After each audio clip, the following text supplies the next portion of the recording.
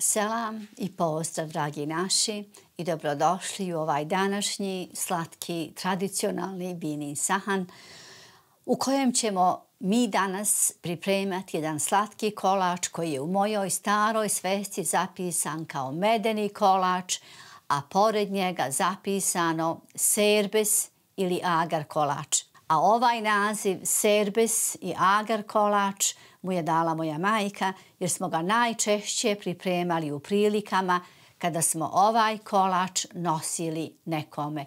Odnosno, to se kod nas u mom rodnom kraju kaže da kada se rodi beba pa se ode sa ponudama ili kada neko ima neku operaciju opet se ode s ponudama. Kada se neko ispraća na hač i u raznim prilikama onda mi to kažemo otišao sam sa tepsijom, znači ponijelo se neko slatko jelo. Iz naše kuće se ovaj kolač često nosio i tako smo ga nazvali serbes kolač jer zaista je po nama jako ukusan i eto mi ga rado spremamo. Za ovaj kolač će vam trebati, evo ovdje je sve spremno, 8 jaja, treba će vam, ja sam ovdje zapisala 10 kašika ulja, 10 kašika mlijeka, 16 kašika brašna, a 5 kašika mljevenih oraha. U receptu su samo 3 kašike, ja stavljam 5 kašika oraha. Uglavnom, u opisu videa ću vam napisati tačno koliko će vam svega trebati. U ovom bokalu vidite 1,5 litar mlijeka koji ćemo kasnije skuhati sa 3 pudinga od vanile, ovdje je i mljevena plazma, 250 grama putera, malo šećera u prahu i na kraju, kada taj naš pečeni biskvit i ova fina krema se tako u onom plehu sjedine, mi ćemo odozgo napraviti jednu čokoladnu glazuru sa ovom crnom čokoladom. Ovdje je i puter od kokosa, a unutra je i jedna supena kašika ulja. Ostanite sa nama, zaista imate više razloga, a mi ćemo odmah krenuti na posao. Ja ću za početak, kao što ste već i navikli, razdvajati žumanca i bjelanca.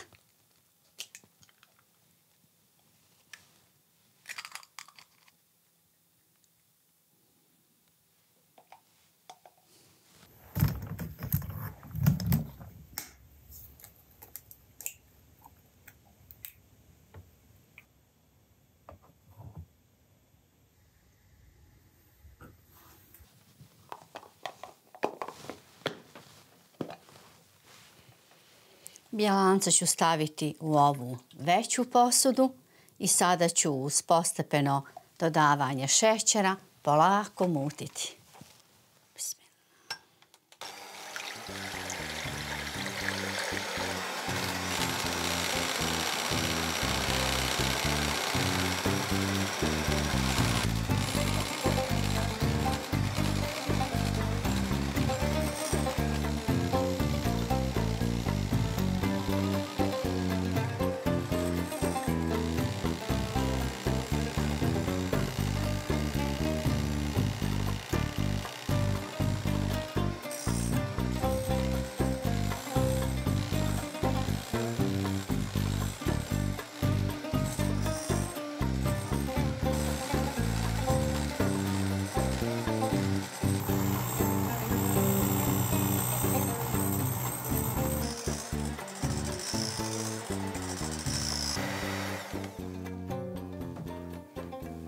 Umutili smo bjelanca i žumanca i sada ćemo dodati 10 supenih kašika mlijeka i 10 supenih kašika suncokretovog ulja. To kratko mutiti, a potom dodati 16 supenih kašika brašna, prašak za pecivo i ovih 5 kašika mljevenih oraha.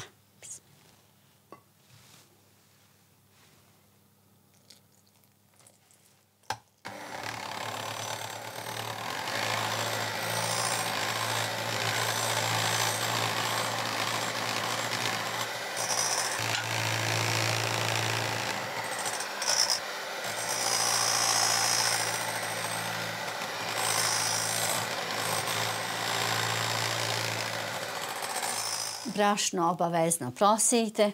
Ja sam prašak za pecivo već stavila ovdje kod brašna i sad mogu polako dodavati.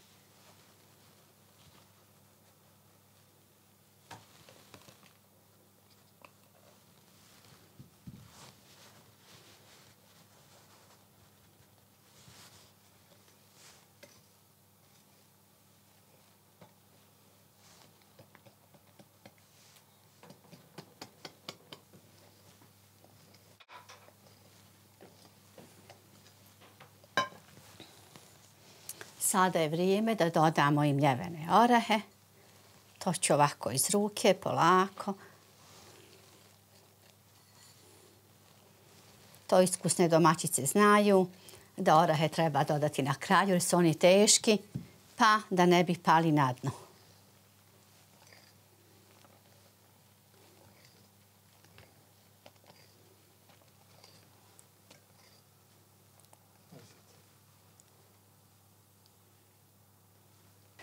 Ne smijem zaboraviti da kažem, dok sam sve ovo pripremala, pećnica se lagano grijala na 170 stepeni i da ne zaboravim pleh također. Ranije sam ga pomastila i on je veličine 40 sa 40 i dovoljno je dubok. Za ovaj kolač koji ima jak biskvit, kremu i odozgo glazuru morate uzeti neki dublji pleh. I sada možemo ovo da sipamo. Pleh sam pomastila i posulo ga danas prezlom.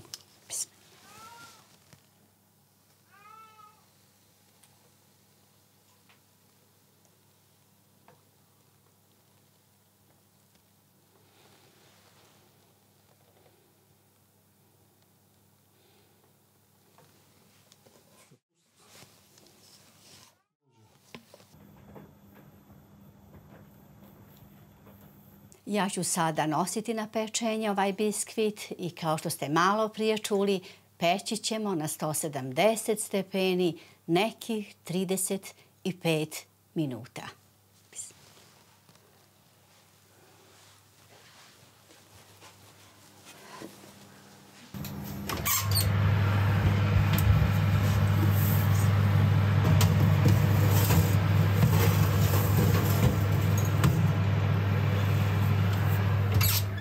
Dok nam se biskvit peče, mi ćemo za to vrijeme pripremiti fil ili kremu, kako god hoćete.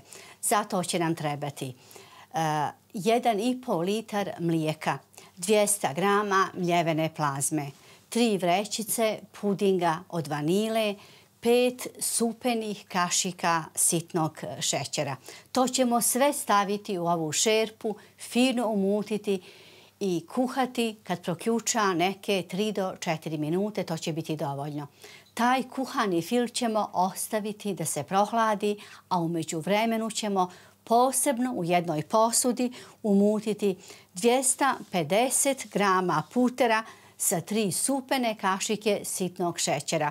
Kada se fil prohladi, onda ćemo sve sjediniti sa puterom i to će biti naš fil.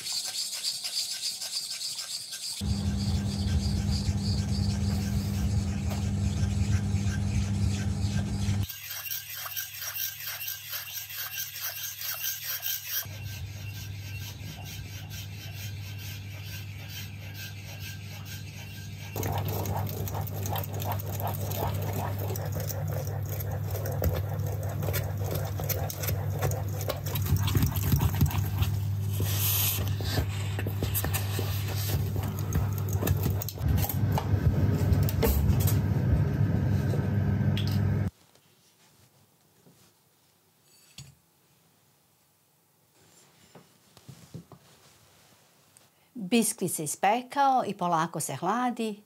Isto je i sa našom kremom, a sada ćemo umutiti puter sa vrlo malo sitnog šećera.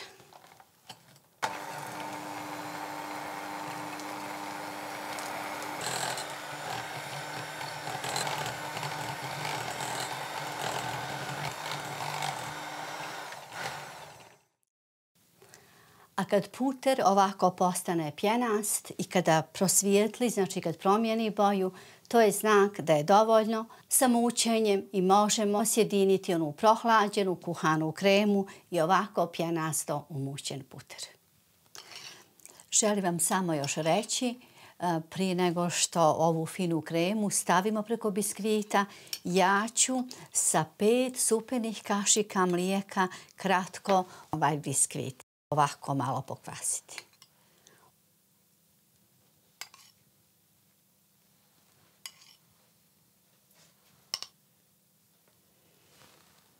Ništa previše, znači 5 supenih kašika.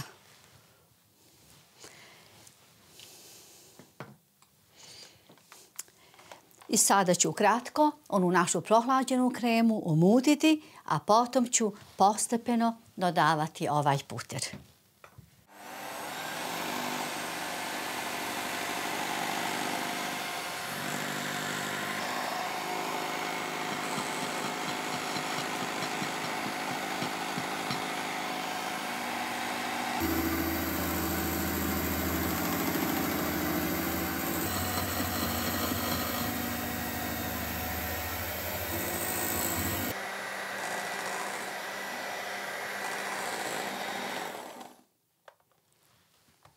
To bi bilo to. Drage moje mlade domaćice, ako ovu kremu napravite baš ovako kako smo vam mi to danas objasnili, vi ćete dobiti, znači to je svila. Pogledajte kakva je to krema i vidjet ćete sada ko Bog daj kada je budemo sipali da je zaista nešto posebno. Nije za džabu ovo moja majka nazvala serbe s kolačom.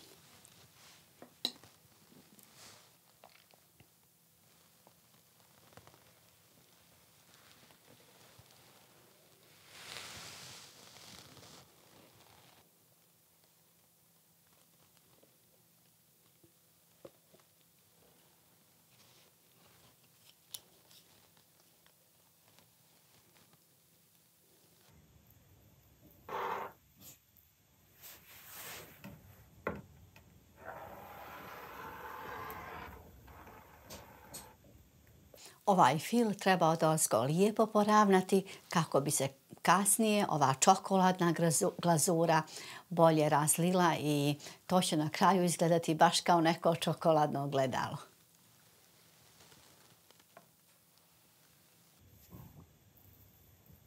I sada nam preostaje samo da na sasvim niskoj temperaturi otopimo 200 grama čokolade, 100 grama kokosovog putera i 2 supene kašike suncokretovog ulja.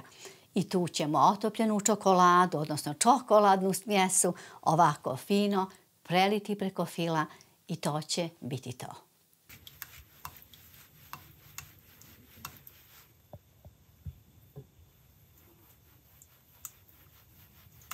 Otopili smo čokoladu, ovo je jedna rjeđa smjesa i bit će jednostavno preliti, znači neće biti nikakav problem.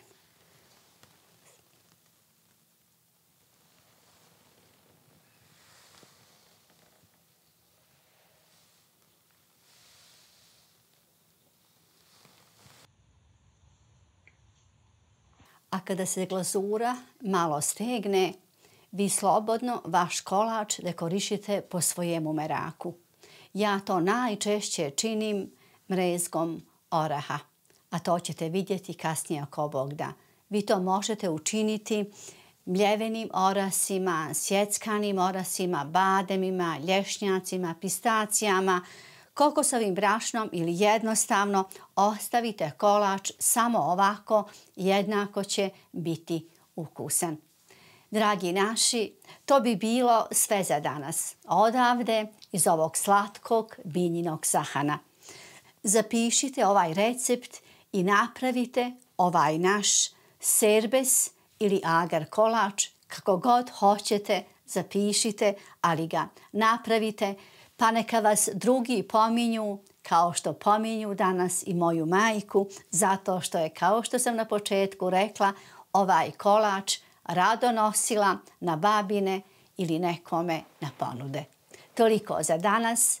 Mi vas, kao i uvijek, najtoplije selamimo i pozdravljamo i, dragi naši, mi vam želimo svako dobro. Ostajte nam zdravo i vidimo se, ako Bog da, opet u našem sljedećem prilogu. A do tada, prijatno.